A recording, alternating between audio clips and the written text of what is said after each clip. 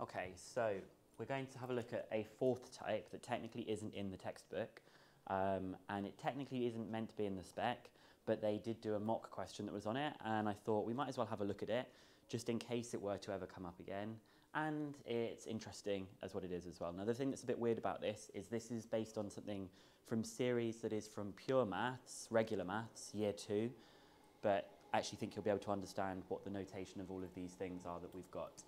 So they're called recurrence relation proofs, and this is just where you have one assumption. This is why I've got two types of type 4.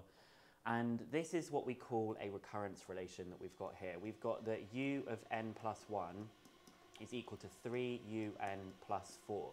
So u of, I don't know, u of 4 actually represents the fourth term in a sequence. So when I have un, we're just saying what the nth term is.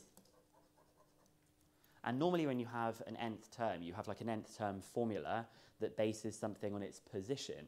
So normally you might say something like un equals 3n minus 2, which means you take the position number and you multiply it by 3 and then subtract 2. Whereas this one is defined in a slightly different way. To find the n plus 1th term, you have to do the previous term multiplied by 3 and then adding 4. So there's a subtle difference. In this one, you're talking about its position number. This one is relative to another term in that sequence that you've got there, okay? And it says here that u1 is equal to 1, and it says prove by induction that un equals 3 to the power of n minus 2. So this one that we've got here is the recurrence relation. And this one is our kind of traditional nth term formula.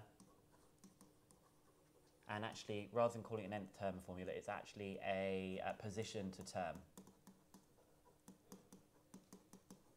This is a position to term because it's going to tell you what position you're in to give you the term. This one is a recurrence, and sometimes it's called a term to term formula because it tells you how to get from one term to the next term. This one tells you how to go from the position number. So we're trying to show that these two formulae are linked to each other. We're going to try and prove that that recurrence relation actually gives you that nth term that we've got there. So we just need to think, the thing we are trying to prove, we want to prove that un equals 3 to the power of n minus 2. So we're just going to dive straight in with what this recurrence relation looks like. Although perhaps beforehand I should just do a quick explanation. We're just going to think, if you don't need to write this bit down, but if u1 is equal to 1, u2 would be equal to 3 times 1 plus 4, which is 7.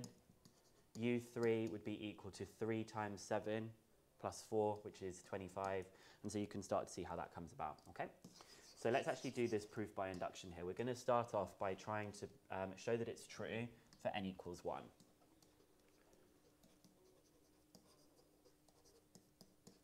So first of all, we know that u1 is equal to 1. We've just been told that. And we also know that in the formula that u1 is going to be equal to 3 to the power of 1 minus 2, which is equal to 1. So it is true for n equals 1. And now we're going to assume that it is true for n equals k. In other words, we're going to assume that u of k is 3 to the power of k minus 2. So we're just assuming that this thing here that we're trying to prove is true. And now we're going to try and show that it's true for n equals k plus 1. And this is where I'm going to suggest again that we write down what we're aiming for. So the aim that we're going for is that u of k plus 1, using this one here, is going to be 3 to the power of k plus 1 minus 2. So we've still got that thing that we're aiming to get. How do you think I'm going to generate what u of k plus 1 is equal to? U of k Yep. plus 3n minus 2, 3 to the power. No, we can't use this thing that we're trying to do here. How can I find u of k plus 1? I can't use the thing I'm trying to prove to find k plus 1. Let's use your assumption. I'm going to have to use the assumption somehow. How does u of k plus 1 connect to uk? It's If you substitute UK into the original kind of into the recurrence one. That's the thing that's Which going will to be the connect next together. Yeah, because remember they're connected to the one before. So u of k plus 1 is going to be equal to 3uk plus 4. We're just remembering that's the thing that connects them. So we had, this one was the position to term. This one is the term to term. So we assumed that this is what uk is. So now we're going to use uk plus 1 like this. Okay, so we can now just substitute in using our assumption.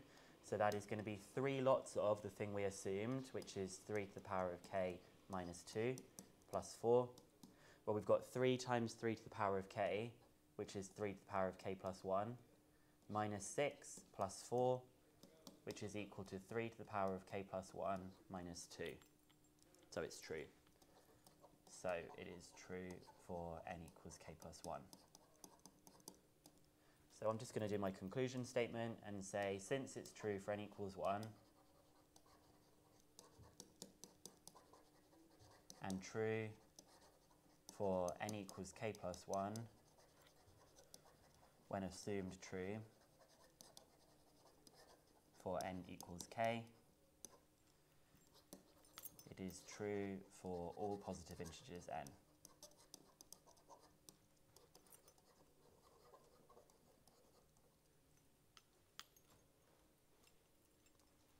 So you just have to use both of the formulae. You assume the one you're trying to prove, and you use the term-to-term one, which is the recurrence relation, to generate that k plus 1 that we've got there. Okay?